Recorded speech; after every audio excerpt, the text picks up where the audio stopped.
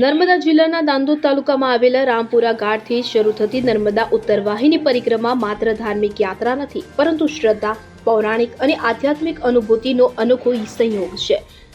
નર્મદા નદી સામાન્ય રીતે પશ્ચિમ તરફ વહે છે, પરંતુ અહીં તે થોડા અંતર માટે ઉત્તર દિશામાં વહે છે, જેને ઉત્તર વાહિની તરીકે ઓળખવામાં આવે છે. હિન્દુ ધર્મમાં ઉત્તર વાહિની નદીઓ વિશેષ પુણ્યદાયી માનવામાં આવે છે. નર્મદા નદીને માતા રેવા તરીકે પૂજવામાં આવે છે.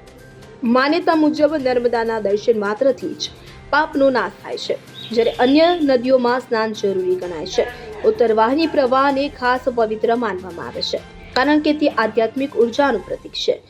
રામપુરાથી સહેરાવ સુધી નર્મદા નદીનો આ ઉત્તર વાહિની પ્રવાહ આશરે 7 કિલોમીટર સુધી વિસ્તરેલો છે, કે જે યાત્રાળુઓ માટે વિશેષ આકર્ષણનું કેન્દ્ર બને છે. જ્યાંથી ઉત્તર વાહિની શરૂ થાય છે તેવા રામપુરા ઘાટ નજીક આવેલી પાંડવ ગુફા પૌરાણિક કથાઓ સાથે જોડાયેલી છે. સ્થાનિક અગ્રણી હિતેન્દ્રસિંહ ગોહિલે જણાવ્યું હતું કે હું રામપુરા ગામનો વતની છું. મારું નામ ગોહિલ હરેન્દ્રસિંહ મોતીસિંહ છે. અહીંયા આ જે પાંડવ ગુફા આવેલી છે નર્મદા નદીના કિનારા પર, એ વર્ષો પુરાણી છે. કહેવાય છે કે આ 7 ડેરીના નામે ઓળખાય છે અને પાંડવ ગુફાના નામે ઓળખાય છે. અહીંયા પાંડવોએ યજ્ઞ કરેલો અને અહીંયા ત્રિવેણી સંગમ ઘાટ પરથી જ્યાં યજ્ઞ કરેલો ત્યાં ભભૂતિ નીકળતી હતી, અને એવું કહેવાય છે કે એ ભભૂતિ લોકો એને ખાવામાં પણ યુઝ કરતા અને દવા તરીકે બી યુઝ કરતા, કે એને લગાડવાથી કોઈ પણ રોગ હોય તો દૂર થતો હતો. આ નર્મદા પરિક્રમા વિશે માહિતી એ જ કે આ વર્ષો જૂની પરિક્રમા અહીંયાથી થાય છે.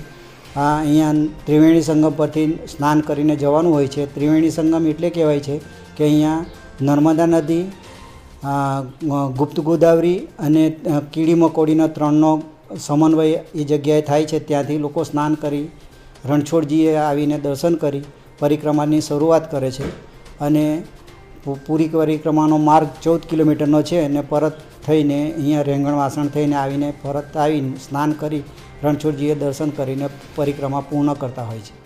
અહીંયા બધા લગભગ અમને ખ્યાલ છે ત્યાં સુધી બધા શિવલિંગ જ હતા, શંકર ભગવાનના જ મંદિર હતા બધા.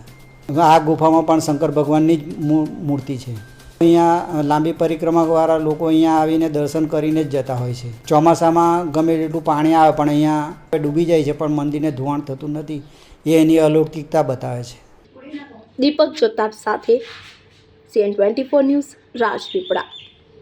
હવે જુઓ દેશ દુનિયાની તમામ ખબરો તમારી આંગળીના ટેરવે.